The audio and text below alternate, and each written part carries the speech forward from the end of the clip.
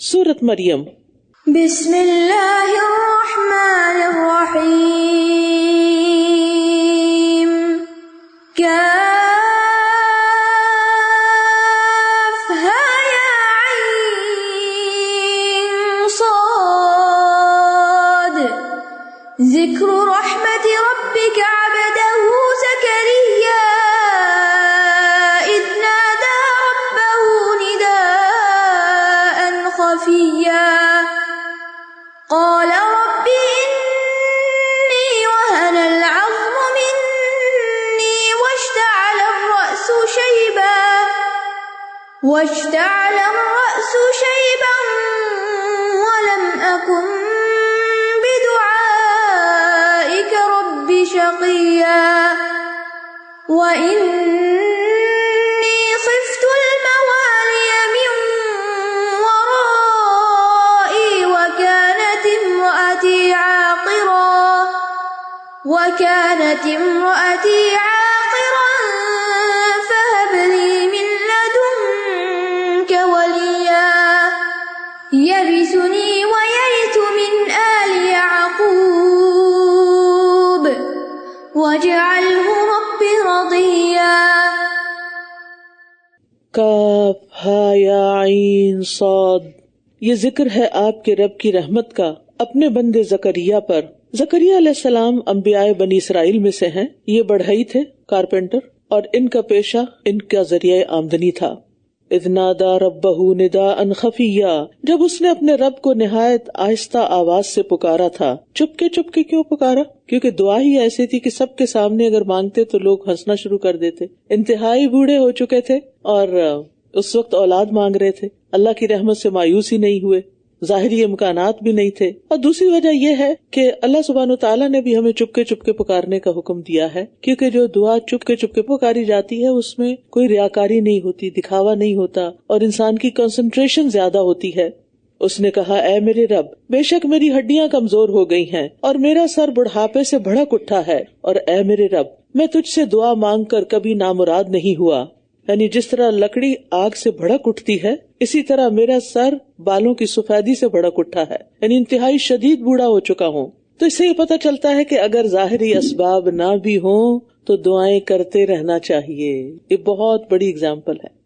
آپ کو زندگی میں بہت سی چیزیں مشکل لگتی ہوں گی اور آپ سوچتے ہوں گے یہ نہیں ہو سکتا، یہ بھلا کیسے ہو سکتا ہے۔ آپ اپنے آپ کو نہ دیکھیں، آپ انسانوں کو نہ دیکھیں، آپ دنیا کے وسائل کو نہ دیکھیں، آپ اللہ رب العزت کی قدرت کو دیکھیں، اس کی رحمت کو دیکھیں، اس کے کمال کو دیکھیں۔ اس کے لیے تو کوئی کام بھی کرنا کن فیکون ہے، اس کے لیے کچھ بھی مشکل نہیں۔ اس لیے جو بھی آپ کی زندگی میں، آپ کے دل میں تمنائیں ہیں، دعائیں ہیں، مقاصد ہیں، کچھ بھی آپ کرنا چاہتے ہیں، تو کوشش کے ساتھ ساتھ مانگتے رہیں، مانگتے رہیں، مانگتے رہیں۔ کبھی بھی نا امید نہ ہو، کبھی بھی مایوس نہ ہو، کبھی بھی اللہ سے ناراض نہ ہو، کبھی بدگمان نہ ہو، کبھی یہ خیال آئے ہی نہ کہ نہیں اللہ میری دعا نہیں قبول کرے گا۔ اللہ نے تو شیطان کی بات بھی مان لی تھی، تو ہم الحمدللہ ایمان والے ہیں، اللہ سے محبت کرتے ہیں، بھلا وہ ہماری دعا کیوں نہیں قبول کرے گا؟ اور اگر اللہ سبحانہ تعالیٰ کی حکمت اس بات کا تقاضا کرتی ہے کہ اس کو یہ چیز دنیا میں دینے کی بجائے اس کے بدلے اس کے درجات آخرت میں بلند کر دیے جائیں، تو یہ بھی ہمارے لیے سراسر فائدے کی بات ہے۔ لیکن مایوسی سے نکل آئیں، ظاہری اسباب نہ بھی ہوں تو دعائیں کرتے رہیں۔ اور بے شک مجھے اپنے پیچھے وارثوں کا ڈر ہے، اور میری بیوی بانجھ ہے، پس تو مجھے اپنے پاس سے ایک وارث عطا کر دے۔ موالی جو ہے مولا کی جمع ہے، اس سے مراد قریبی رشتہ دار، چچا کے بیٹے جو اولاد نہ ہونے کی صورت میں وارث بنتے ہیں، عصبات جو ہیں۔ تو مطلب یہ ہے کہ مجھے ان میں سے کوئی ایسا شخص نظر نہیں آتا کہ جو اس لائق ہو کہ میرے مرنے کے بعد بنی اسرائیل کی رہنمائی کا فریضہ سر انجام دے سکے، اور میرا اور آل یعقوب کا علمی اور عملی وارث بن سکے، جس سے تیرے دین پر عمل اور اس کی دعوت و تبلیغ کا سلسلہ جاری رہ سکے۔ بلکہ مجھے ان سے یہ خطرہ ہے کہ وہ دین کو بگاڑ دیں گے اور اپنی منمانیاں کریں گے۔ تو آپ دیکھیے کہ اولاد مانگنے کا مقصد بھی کیا ہے۔ ہم میں سے عام انسان جو دنیا دار لوگ ہیں، وہ جب اولاد مانگتے ہیں تو کس لیے مانگتے ہیں؟ تاکہ وہ ہمارے مال کی وارث بنے، ہمارے بڑھاپے کا سہارا بنے۔ اور یہاں کتنا اعلیٰ مقصد ہے اولاد مانگنے کا کہ وہ اس دین کے کام کی وارث بنے اور ہمارے لیے صدقہ جاریہ بنے۔ یرثنی ویرث من آل یعقوب واجعلہ ربی رضیا، جو میرا وارث اور آل یعقوب کا وارث بھی ہو، اور اے میرے رب تو اسے پسندیدہ بنا لے، رضیا یعنی جس سے اللہ راضی ہو، جس سے اللہ محبت کرتا ہو، کیونکہ جب اللہ تعالیٰ کسی بندے سے محبت کرتا ہے تو جبریل علیہ السلام سے کہتا ہے کہ بے شک اللہ تعالیٰ فلاں بندے سے محبت کرتا ہے، تو بھی اس سے محبت کر، تو جبریل بھی اس سے محبت کرتے ہیں۔ پھر جبریل علیہ السلام آسمان والوں میں اعلان کرتے ہیں کہ اللہ تعالیٰ فلاں شخص سے محبت کرتے ہیں، سو تم بھی اس سے محبت کرو، تو آسمان والے اس سے محبت کرتے ہیں، پھر اس کے لیے زمین میں قبولیت رکھ دی جاتی ہے۔ تو اولاد مانگے تو نیک اولاد مانگے، اور ایسی اولاد جس سے اللہ راضی ہو جائے، اور اگر پہلے نہیں بھی مانگ سکے تو اب مانگ لے کہ یا اللہ تو ہم سے اور ہماری اولاد سے راضی ہو جا۔ اے زکریا ہم تجھے ایک لڑکے کی خوشخبری دیتے۔ اللہ نے دعا سن لی، جس کا نام یحییٰ ہوگا، نام بھی خود رکھ دیا، ہم نے اس سے پہلے اس کا کوئی ہم نام نہیں بنایا، انوکھا نام، یونیک نیم، اور دوران نماز ہی فرشتوں کے ذریعے بشارت دے دی گئی تھی۔ اور اس میں یحییٰ علیہ السلام کی فضیلت کی دو باتیں سامنے آتی ہیں کہ اللہ نے خود ان کا نام رکھا، سبحان اللہ، کتنی بڑی سعادت ہے، اور پھر ایسا نام رکھا جو پہلے کسی کا نہیں تھا، اور یحییٰ کا مطلب ہوتا ہے زندہ رہے، اور اس سے یہ پتہ چلتا ہے کہ بچے کے پیدا ہونے سے پہلے ہی اس کا نام رکھا جا سکتا ہے۔ اس نے کہا اے میرے رب، میرے ہاں لڑکا کیسے ہوگا جبکہ میری بیوی بانجھ ہے اور میں بڑھاپے کے انتہائی درجے کو پہنچ چکا ہوں۔ فرمایا اسی طرح تیرے رب نے فرمایا ہے یہ مجھ پر بہت آسان ہے، اور میں نے اس سے پہلے تجھے بھی پیدا کیا جبکہ تو کچھ بھی نہ تھا۔ اللہ کے لیے کیا مشکل ہے؟ اللہ کے لیے کچھ بھی کرنا مشکل نہیں۔ اس نے کہا اے میرے رب، میرے لیے کوئی نشانی مقرر فرما دے۔ فرمایا تیری نشانی یہ ہے کہ تو تندرست ہونے کے باوجود 3 راتوں تک لوگوں سے بات نہ کر سکے گا، بات نہیں کر سکو گے۔ یعنی تندرست ہونے کا مطلب یہ کہ تمہارے اعضاء صحیح سلامت ہوں گے لیکن تم بات نہ کر سکو گے۔ یہاں 3 راتوں کا ذکر ہے، سورۃ آل عمران میں 3 دنوں کا ذکر ہے، تو مراد 3 دن اور 3 راتیں دونوں ہی ہیں۔ تو جب ایسی کیفیت آئے کہ تم بول نہ سکو تو سمجھو کہ حمل قرار پا گیا ہے، یہ علامت ہوگی۔ اور اس کے ساتھ یہ کہ لوگوں کی زبان بھی بند ہو گئی تھی، اللہ کے ذکر اور تسبیح اور تحمید سے نہیں، بس وہ کرتے رہتے تھے۔ فخرج علی قومہ من المحراب، بس وہ عبادت گاہ سے نکل کر اپنی قوم کے پاس آیا، پھر ان کی طرف اشارہ کیا کہ صبح اور شام اللہ کی تسبیح کرو، صبح و شام اللہ کی تسبیح کرو۔ یعنی حمل کی نشانی کے طور پر زبان بند ہو گئی تو اشارے سے لوگوں کو پہلے اور پچھلے پہر اللہ کی تسبیح کا حکم دیا، کیونکہ خود انہیں علامت ظاہر ہونے پر اسی چیز کا حکم دیا گیا تھا۔ تو اس سے یہ پتہ چلتا ہے کہ جب انسان کو کوئی خوشخبری ملے، کوئی بشارت ملے، کوئی کامیابی ملے تو انسان کیا کرے؟ اللہ ہی کو یاد کرے، اللہ ہی کی تسبیح کرے، سبحان اللہ کہے، الحمدللہ کہے۔ یا یحییٰ خذ الکتاب بقوہ، اے یحییٰ کتاب کو مضبوطی سے پکڑ لو، اور ہم نے اسے بچپن ہی سے حکمت عطا کی تھی۔ یعنی یحییٰ علیہ السلام جب پیدا ہوئے اور ابھی بچے ہی تھے تو والد کے جانشین کے طور پر تیار کرنے کے لیے اللہ تعالیٰ نے انہیں حکم دیا کہ اے یحییٰ تورات کو قوت کے ساتھ پکڑو، یعنی اسے حفظ کرو، اس کا مطلب سمجھو، اس پر عمل کرو، اس کے احکام پر پوری قوت کے ساتھ اپنے آپ پر اور اپنی قوم پر نافذ کرو۔ تو بچپن سے یحییٰ علیہ السلام نے یہ کام شروع کر دیا، اور یحییٰ علیہ السلام کو خاص طور پر اللہ تعالیٰ نے قوت فیصلہ عطا کی تھی۔ وَآتَيْنَاهُ الْحُكْمَ صَبِيًّا، بچپن میں ہی ڈیسیژن پاور بہت زبردست تھی ان کے اندر۔ وہ لوگ زندگی میں کچھ نہیں کر سکتے جن کی ڈیسیژن پاور کمزور ہوتی ہے، وہ ہر وقت 2 چیزوں کے بیچ میں ڈاواں ڈول رہتے ہیں، یہ کروں یا نہ کروں، کروں تو کہیں کوئی نقصان نہ ہو، وہ خطرات سے ڈرتے ہیں، نقصانات سے ڈرتے ہیں۔ تو ایسی صورت میں انسان کو ڈرنے کی بجائے جو کرنا ہے اسے کر گزرنا چاہیے، اور اس کے لیے انسان اسباب کا جائزہ لے، استخارہ کرے، اور جو نیکی کا کام ہے اس میں بسم اللہ کر کے قدم رکھ دے۔ اور اگر کوئی یہ کہے کہ بچپن میں یہ سب کچھ کیسے ہو سکتا ہے، آج بھی آپ دیکھیں، آپ نیوز میں دیکھتے رہتے ہیں، اب تو ویڈیوز بھی آنے لگ جاتی ہیں کہ بعض بچے بچپن میں ہی بات کر رہے ہوتے ہیں، کلام حفظ کیا ہوتا ہے اللہ تعالیٰ کا، اور انہونی چیزیں ان سے صادر ہو رہی ہوتی ہیں۔ پہلے زمانے میں تو یہ بلیو کرنا شاید مشکل تھا، لیکن آج تو ہم اپنی آنکھوں سے دیکھ لیتے ہیں وہ ویڈیوز جن کے اندر یہ ساری چیزیں ہو رہی ہوتی ہیں۔ اور بعض بچے بچپن کے اندر ہی بہترین طریقے سے کلام پڑھنے لگتے ہیں، صورتوں پہ صورتیں یاد کر لیتے 2 سال کی عمر میں، 3 سال کی عمر میں۔ تو یہ بالکل پاسبل ہے۔ اللہ تعالیٰ کے لیے عادت کے خلاف، دستور کے خلاف کوئی کام کرنا بھی مشکل نہیں، بس ہم اللہ سے مانگنے والے ہوں اور محنت بھی کرنے والے ہوں۔ اور اس میں خاص طور پر بچپن میں بچہ اگر کچھ کر لیتا ہے یا کرتا ہے تو اس میں ماں کا بہت بڑا کردار ہوتا ہے. مائیں ہی ہوتی ہیں جو بچوں کی تعمیر کرتی ہیں، ان کو بچپن سے ادب آداب اور اخلاق سکھاتی ہیں، اور مائیں ہی ہوتی ہیں جو اپنی غفلت کی وجہ سے، اپنی آرام طلبی کی وجہ سے ان کو ضائع کر دیتی ہیں. وَحَنَانًا مِن لَّدُنَّا وَزَكَاةً وَكَانَ تَقِيًّا، اور اپنے پاس سے نرم دلی اور پاکیزگی عطا کی تھی، اور وہ نہایت پرہیزگار تھا، اور وہ اپنے والدین کے ساتھ نیک سلوک کرنے والا تھا اور سرکش نافرمان نہ تھا. عام طور پر جب بڑھاپے میں کسی کو اولاد ملتی ہے نا تو وہ اتنا لاڈ پیار دیتے ہیں کہ وہ بگڑ جاتی ہے، مغرور ہو جاتی ہے. جو لاڈلے بچے ہوتے ہیں، اکلوتے بچے ہوتے ہیں، عموماً آپ ان کا حال دیکھیں، عموماً وہ بات نہیں مانتے، نافرمان ہوتے ہیں. لیکن یحییٰ علیہ السلام ایسے نہیں تھے. وہ ماں باپ کے ساتھ بہت نیک سلوک کرنے والے تھے، اور والدین کے ساتھ نیک سلوک میں سب سے پہلی بات یہ کہ ان کی اطاعت کی جائے، جو وہ کہیں وہ کر دیا جائے. اور پھر یہ کہ وہ والدین کے لیے آنکھوں کی ٹھنڈک بھی تھے.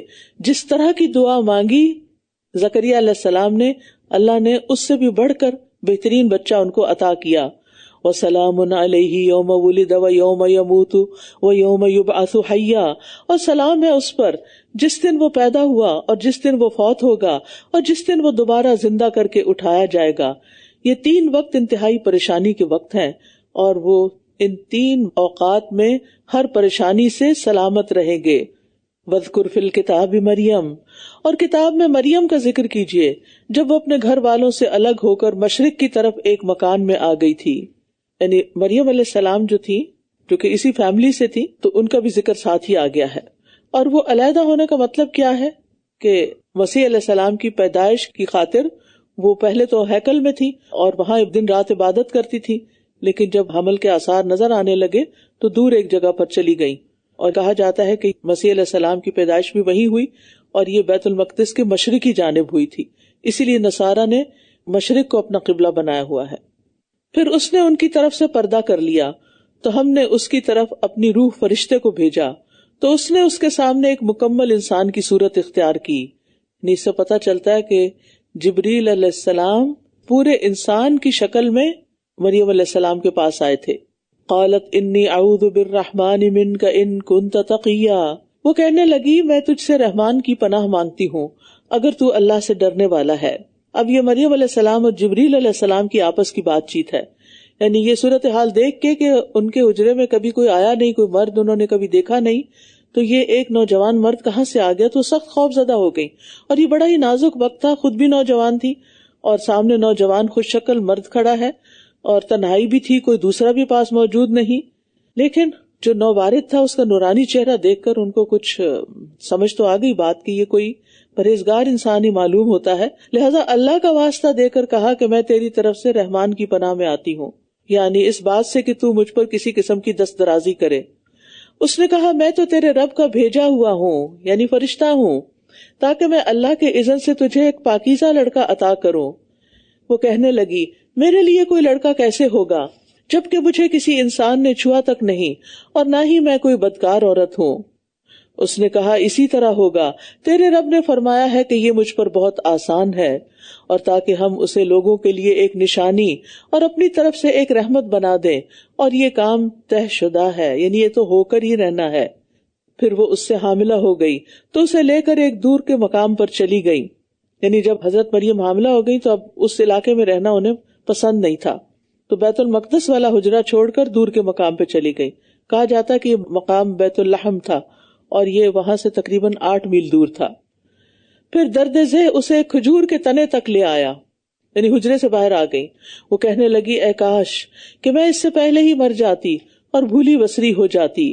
تو فرشتے نے اسے اس کے نیچے سے پکارا کہ غم نہ کر، تیرے رب نے تیرے نیچے ایک نہر بہا دی ہے، غم نہ کر. اور کھجور کے تنے کو اپنی طرف ہلا، وہ تجھ پر پکی ہوئی تر و تازہ کھجوریں گرا دے گا. سبحان اللہ، کس طرح اللہ سبحانہ تعالیٰ نے ان کے لیے رزق کا انتظام کیا. تو اس سے پتہ چلتا ہے کہ جو عورت بچہ پیدا کرے اس کے لیے طاقت والی غذا ہونی چاہیے اور انرجی بھی آنی چاہیے اس کو. تو کھجور میں چونکہ میٹھا بھی ہوتا ہے اور ویسے بھی اس کے اندر بے شمار فائدے ہوتے ہیں، تو اللہ تعالیٰ نے ان کے لیے بہترین غذا کا انتظام کیا. اگر اس سے کوئی بہتر ہوتی نفاس والی عورت کے لیے تو اللہ تعالیٰ وہ مریم علیہ السلام کو دیتے. نبی صلی اللہ علیہ وسلم نے فرمایا جس گھر میں کھجور نہیں وہ اس گھر کی مانند ہے جس میں کوئی کھانا نہیں. یعنی کھجور کھانے کا کام کرتی ہے. اور آج کل تو ماشاءاللہ آپ سب کے گھر میں کھجور ہوگی. کھجور ہم صرف افطاری پہ کھاتے ہیں، جبکہ نبی صلی اللہ علیہ وسلم نے فرمایا کھجور مومن کی بہترین سحری ہے، تو سحری میں بھی کچھ نہ کچھ کھا لیا کریں.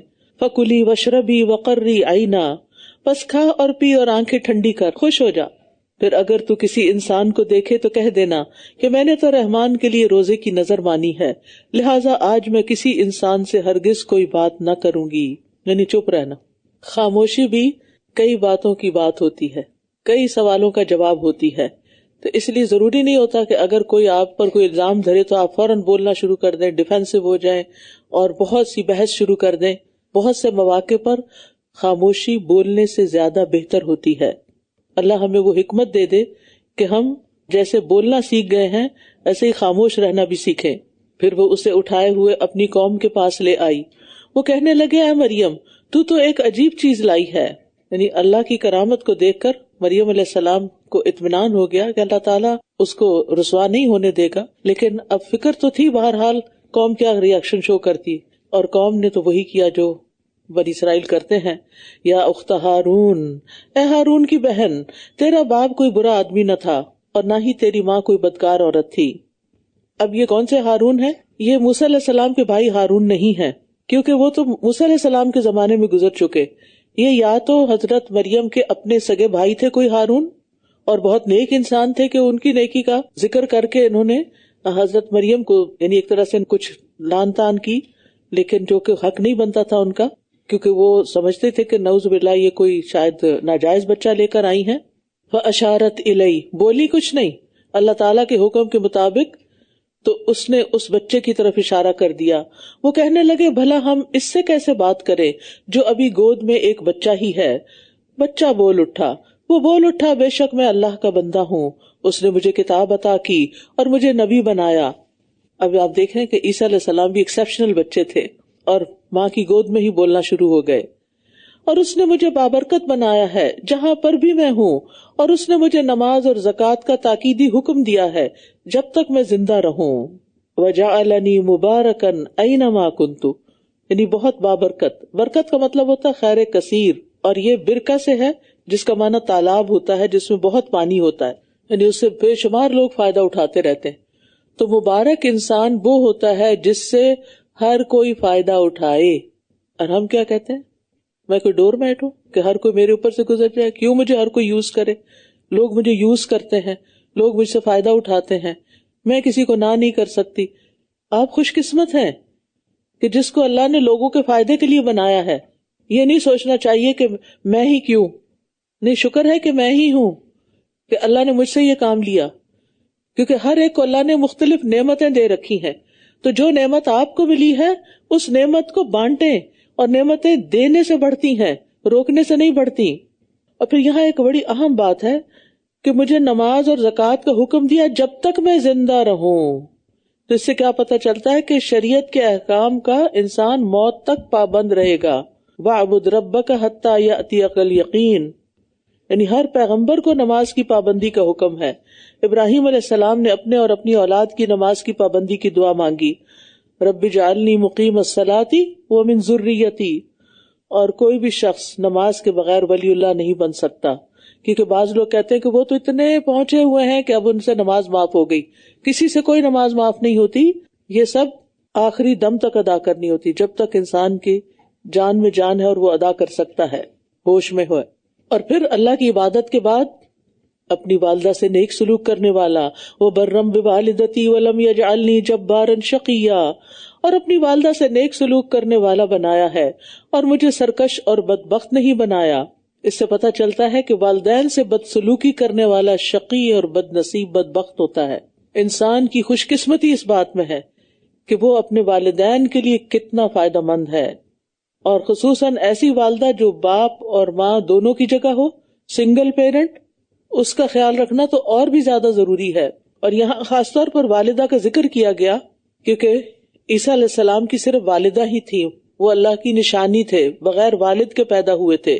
والسلام علی یوم ولدت و یوم اموت و یوم ابعث حیا، اور سلام ہے مجھ پر جس دن میں پیدا ہوا اور جس دن میں مروں گا اور جس دن میں زندہ کر کے اٹھایا جاؤں گا. یہ بھی 3 سلامتی کے مواقع اللہ تعالیٰ نے یحییٰ علیہ السلام کی طرح ان کو بھی عطا کیے. یہ ہے عیسیٰ ابن مریم، حق کی بات جس میں یہ شک کر رہے ہیں، یعنی یہ ہے ان کی حقیقت. اللہ ایسا نہیں کہ وہ کسی کو بیٹا بنائے، وہ پاک ہے. جب وہ کسی کام کا فیصلہ کر لیتا ہے تو اسے کہہ دیتا ہے کہ ہو جا، تو وہ ہو جاتا ہے. یعنی جو ذات کن کہہ کے سب کچھ کر سکتا ہے، اسے بیٹے کی کوئی ضرورت نہیں ہے. کیونکہ بیٹا تو اس کی ضرورت ہوتی ہے جس پہ بڑھاپا آتا ہے، جو کمزور ہوتا ہے، محتاج ہوتا ہے، فنا ہونے والا ہوتا ہے اور اس کو وارث کی ضرورت ہوتی ہے. لہذا کوئی انسان عبادت کا حقدار نہیں کہ اس کے نام پر نظر نیاز کی جائے، بلکہ صرف اللہ ہی کی خاطر ہمیں اللہ ہی کی عبادت کرنی چاہیے، اللہ کی رضا کی خاطر. وَإِنَّ اللَّهَ رَبِّي وَرَبُّكُمْ فَاعْبُدُوهُ هَذَا صِرَاطٌ مُسْتَقِيمٌ، اور بے شک میرا رب اور تمہارا رب اللہ ہی ہے، بس اسی کی عبادت کرو، یہی سیدھا راستہ ہے. فَاخْتَلَفَ الْأَحْزَابُ مِن بَيْنِهِمْ، پھر یہ گروہ عیسیٰ علیہ السلام کے بارے میں آپس میں اختلاف کرنے لگے. تو جن لوگوں نے کفر کیا ان کے لیے ایک بڑے دن کی حاضری کے باعث ہلاکت ہے. یعنی بنی اسرائیل کے اندر آپس میں ہی اختلاف ہو گیا ان کی حقیقت کے بارے میں، کیونکہ یہود نے انہیں ولد الزنا کہا اور جادوگر قرار دیا، اور نصارہ کئی گروہوں میں بٹ گئے. کسی نے کہا اللہ مسیح ہی تو ہے، کسی نے کہا مسیح اللہ کا بیٹا ہے، کسی نے کہا مسیح 3 معبودوں میں سے تیسرا ہے.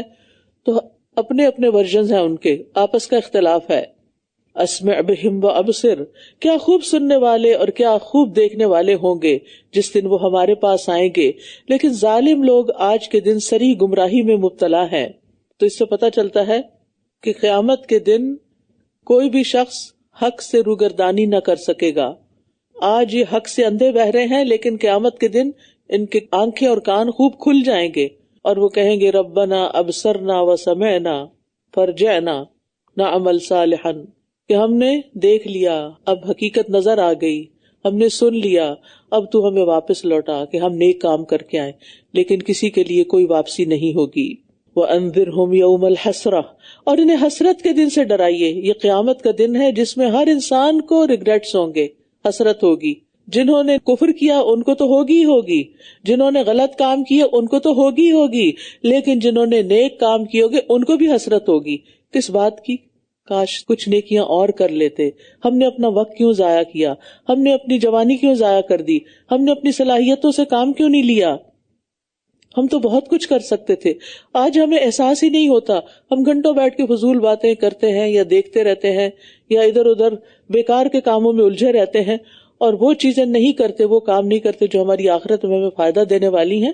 تو یہ سارے اوقات قیامت کے دن انسان کے لیے حسرت کا باعث ہوں گے، اور انہیں حسرت کے دن سے ڈرائیے جب ہر معاملے کا فیصلہ کر دیا جائے گا، جبکہ آج وہ غفلت میں ہیں اور وہ ایمان نہیں لا رہے. بے شک زمین اور جو کچھ اس پر ہے اس کے وارث ہم ہی ہوں گے اور ہماری ہی طرف وہ لوٹائے جائیں گے. اور اس کتاب میں ابراہیم کا ذکر کیجیے، بے شک وہ بہت سچا تھا اور نبی تھا. جب اس نے اپنے باپ سے کہا اے میرے ابا جان، آپ کیوں اس کی عبادت کرتے ہیں جو نہ سنتا ہے اور نہ دیکھتا ہے اور نہ ہی وہ آپ کے کچھ کام آتا ہے. یہاں دیکھیے ابراہیم علیہ السلام اپنے والد سے کس طرح ادب سے بات کر رہے ہیں. حالانکہ باپ کا تو آپ کو معلوم ہی ہے کہ اس کے دل میں بیٹے کے لیے کوئی رحم نہیں. یا ابت انی قد جاءنی من العلم ما لم یأتک فاتبعنی اہدک صراطا سویا. اے میرے ابا جان، میرے پاس وہ علم آیا ہے جو آپ کے پاس نہیں، بس آپ میری پیروی کیجیے، میں سیدھے رستے کی طرف آپ کی رہنمائی کروں گا. یعنی کتنا خوبصورت انداز ہے خطاب کا. یہ نہیں کہا آپ تو جاہل ہیں، یو ڈونٹ نو. آج کے بچے کیا کہتے ہیں؟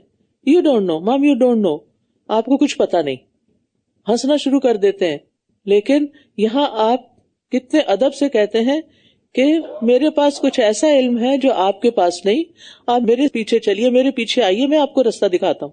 یہ بالکل ایسے ہی جیسے کہیں جا رہے ہوں گاڑی میں تو بچے بھی ساتھ ہوتے ہیں، خود بھی، تو بعض اوقات بچوں کو زیادہ پتا ہوتا ہے کہ آپ ادھر موڑ لیں، آپ یہ گھر ہے وہ میں نے پہلے سے دیکھا ہوا، تو ہم مائنڈ نہیں کرتے، ہم کہتے ہیں چلو ٹھیک ہے. تو اسی طرح یہاں کو ایسی بات نہیں کہ ابراہیم علیہ السلام اپنے والد کو کوئی لیٹ ڈاؤن کر رہے ہیں، بلکہ ابراہیم علیہ السلام کے پاس جو علم تھا وہ ان کے والد کے پاس نہیں تھا، لہٰذا وہ ان کی خیر خواہی کر رہے ہیں. اس سے یہ بات بھی پتہ چلتی ہے کہ اگر آپ کو اپنے والدین کے اندر کوئی غلطی نظر آتی ہے، کوئی عقیدے میں خرابی نظر آتی ہے، کوئی عبادات میں کمی نظر آتی ہے، تو پیار سے، محبت سے، اچھے انداز میں ان کو بتائیے تاکہ ان کی آخرت بھی بہتر ہو. آپ کے حسن سلوک کا سب سے زیادہ مستحق کون ہو سکتا ہے؟ والدین. اور کچھ لوگ گھر والوں کی طرف تو توجہ ہی نہیں دیتے، سب سے پہلے اپنے اوپر کام نہیں کرتے، پھر اپنے بچوں کو کوئی اہمیت اور توجہ نہیں دیتے اور دنیا بھر کی اصلاح کے لیے نکل پڑتے ہیں. یہ انتہائی غلط طریقہ ہے. سب سے پہلے انسان کو اپنے اخلاق، اپنے معاملات، اپنے ایمان، اپنی عبادات کو بہتر کرنا چاہیے، کیونکہ اس کے بغیر آپ کی کوششیں قبول نہیں ہوں گی، بلکہ الٹا جرمانہ پڑ جائے گا. کہ دوسروں کو نماز کا طریقہ سکھا رہے تھے، خود اپنی نماز کیسی تھی، دوسروں کو نصیحت اور خود میاں فضیحت. تو یہ نہیں ہونا چاہیے. یہ ہم سب کے لیے، میرے لیے بھی، آپ کے لیے، سب کے لیے، کہ سب سے پہلا حق ہم پر ہمارے والدین کا ہے، پھر اس کے بعد ہماری اولاد کا ہے، شوہر کا ہے، بہن بھائیوں کا ہے، رشتہ داروں کا ہے، پھر باہر. نبی صلی اللہ علیہ وسلم نے سب سے پہلے تبلیغ کس کو کی تھی؟ سب سے پہلے مسلمان کون ہوا تھا؟ حضرت خدیجہ. پھر اس کے بعد قریبی رشتہ داروں کو بلایا تھا، دوست، یعنی جو قریب تھے. تو کسی بھی نیکی کے حقدار سب سے زیادہ قریب ترین لوگ ہوتے ہیں، اور اگر وہ نہ مانے تو سب سے زیادہ رو کر گڑ گڑا کر انبیاء کی سنت کے مطابق ان کے لیے دعائیں کرنی چاہیے. یعنی ہم ان سے کبھی بھی بے نیاز نہیں ہو سکتے کہ اب وہ عمر کے اس حصے کو پہنچ گئے تو اب چھوڑو ان کو، ایڈلٹس ہیں، خود اپنے رسپانسبل ہیں، نماز پڑھیں یا نہ پڑھیں، ہماری کوئی ذمہ داری نہیں. ہماری ذمہ داری ہے. ہماری ذمہ داری اگر ہے کہ اپنے نیبر کو بتائیں اور دنیا میں جا کے درس دیں، تو کیا ہماری ذمہ داری نہیں کہ اپنی اولاد کو بتائیں؟ وہ نہ مانے تو ان کی مرضی، لیکن بتانا ہمارا فرض ہے. یا ابت لا تعبد الشیطان، اے میرے ابا جان شیطان کی عبادت نہ کیجیے، بے شک شیطان رحمان کا بہت نافرمان ہے. اے میرے ابا جان میں ڈرتا ہوں کہ کہیں آپ کو رحمان کی طرف سے کوئی عذاب نہ آ پکڑے، یوں آپ شیطان کے دوست بن جائیں گے. یعنی یہاں پر انہیں بت پرستی کے برے انجام اور اس کے وبال اور عذاب سے بھی ڈرایا، اور اس میں بھی حسن ادب کو ملحوظ رکھا. یہ نہیں کہا کہ تم پہ عذاب آ پڑے گا، بلکہ فرمایا کہ میں ڈرتا ہوں کہ آپ پر رحمان کی طرف سے کوئی عذاب نہ آ جائے اور آپ شیطان کے ساتھی نہ بن جائیں. اس سے کیا پتہ چلتا ہے؟ شیطان کا ساتھی بننا بدترین عذاب ہے. عذاب کی سب سے بدترین قسم کے انسان ہر معاملے میں شیطان کی بات مانے، اور شیطان انسان کے اندر خواہشات کے راستے سے آتا ہے کہ صرف اپنی خواہشات کی پیروی کرے اور اللہ کی بات کو پیچھے ڈال دے. جب انسان صبح اٹھتا ہے نماز کے لیے تو شیطان اٹھنے نہیں دیتا، وہ تب کیا دیتا ہے ابھی تو بہت وقت، ابھی سوئے رہو. لیکن انسان شیطان کو چھوڑ کر اپنے رب کی عبادت کے لیے اٹھ جاتا ہے.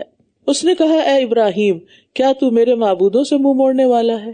اگر تو باز نہ آیا تو میں ضرور تجھے سنگسار کر دوں گا اور تو ہمیشہ کے لیے مجھ سے الگ ہو جا. اب آپ دیکھیں ایک دین والا شخص کیسی زبان استعمال کرتا ہے اور ایک بے دین شخص کیسی زبان استعمال کر رہا ہے. اب یہ آپ پر ہے کہ آپ کس کو فالو کرتے ہیں. قال سلام علیک ساستغفر لک ربی انہ کان بی حفیا. ابراہیم نے کہا سلام ہو آپ پر.